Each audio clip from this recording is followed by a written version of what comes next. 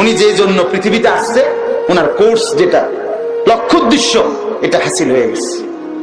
ছেলে বিদেশ পাঠানোর জন্য আসছিল পৃথিবীতে, ছেলেরে বিদেশ পাঠাইছে। মেয়েরে বিয়ে দেওয়ানোর লেগে আসছিল দুনিয়াতে, বিয়ে দিয়ে সারছে।